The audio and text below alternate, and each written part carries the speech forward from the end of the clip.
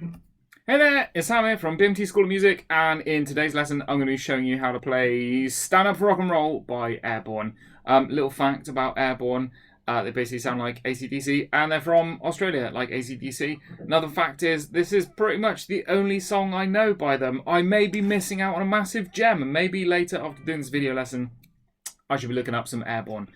We'll see. So, I'm going to be showing you how to play the intro in this lesson.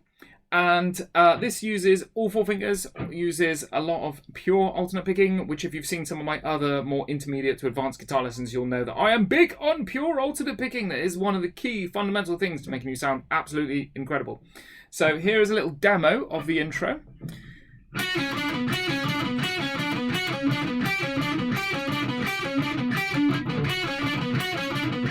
Little slit there.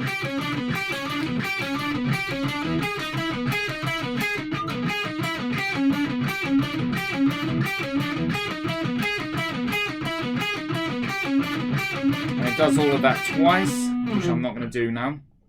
So you have to learn basically 3 riffs. You have to do them with pure alternate picking, and if you follow this fingering that I show you in this as well, you'll be much more likely to be successful playing this.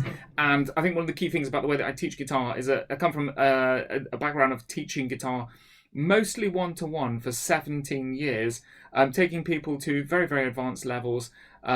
You know, we do have a handful of people who've come here and gone on to pro level, and I like to think that you get to troubleshoot properly as to what kind of fingerings work best quite often. Anyway, first part is in 6th position.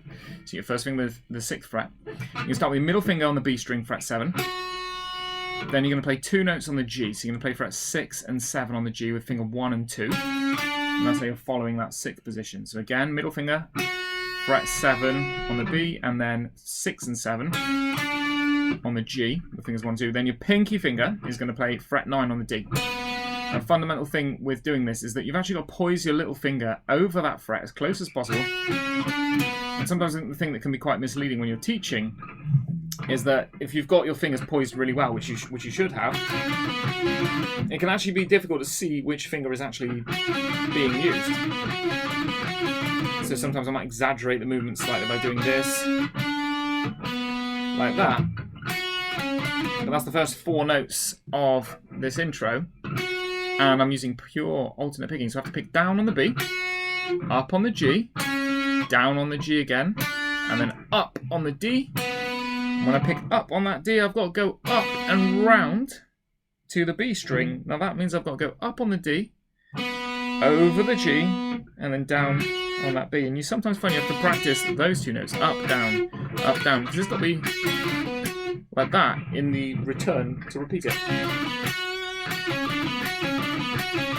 It's also played with palm muting, however, when you're sort of just working out that left hand, it's a good idea to, you know, just not worry, do things in layers, sort of one thing at a time. So once you've got the hang of that, then start adding that palm muting. So you won't even start adding the palm muting until you've got all 3 riffs down. So second riff, it's only 1 note different. It's going to start with the 3rd finger. That's going to be on fret 8 of the B string. Just like that. This is where you start to use all 4 fingers. So you've got 8 on the B, 6 on the G, 7 on the G, and then again little finger on that D. So it's only that first note that's changed. So if you've got your alternate picking sorted, it shouldn't be too difficult going between those 2. They are repeated 4 times each, but for now you just want to be getting down just them like a separate riffs. So the third one, the 3rd riff, this doesn't follow the 6th position any longer. It uses 3 notes.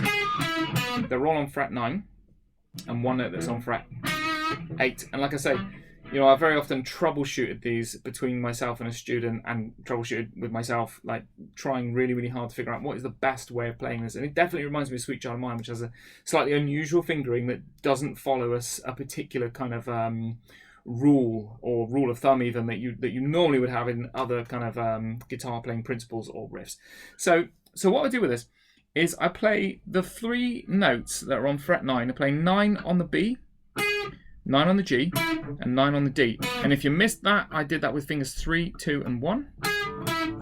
So it very much looks like you're playing an open A chord, all the way up here. So 9, 3, and 1.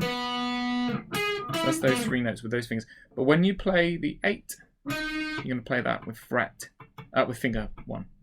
So now we're going to put these notes in order. So what I have to do is I have to do these 3 notes, 1, 2, 3. But between the first and the second note, I'm going to slip in this fret 8 here. So here we go. So finger 3, 9 on the B.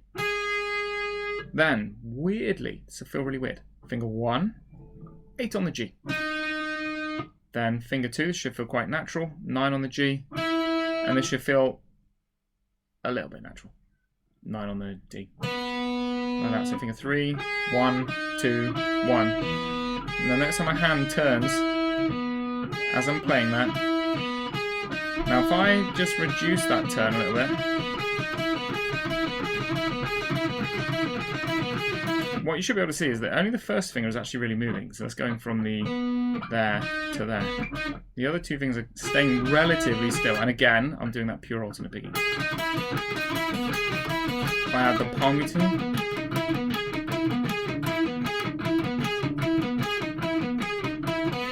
and that is your 3rd riff in the intro of Stand Up for Rock and Roll by Airbourne.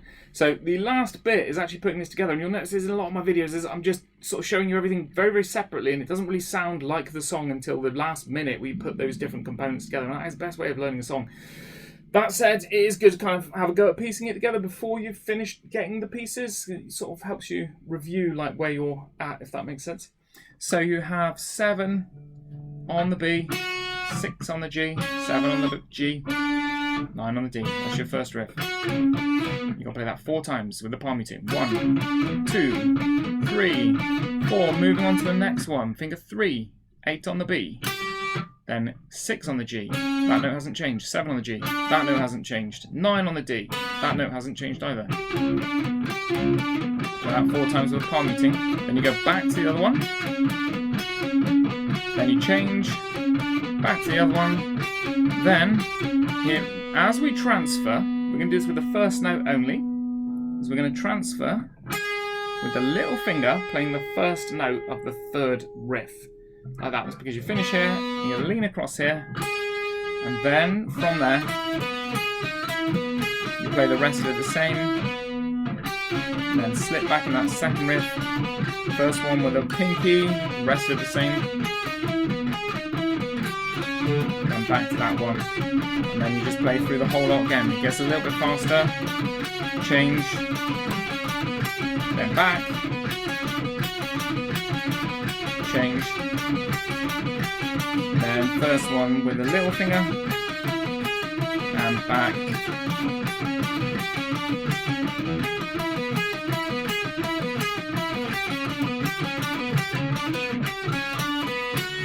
finish with that very first note. And there you have it. That's how to play the intro to Stand Up for Rock and Roll by Airbourne. Hope you've really enjoyed it, and I hope that you are rocking away with this one. Take care. Bye-bye.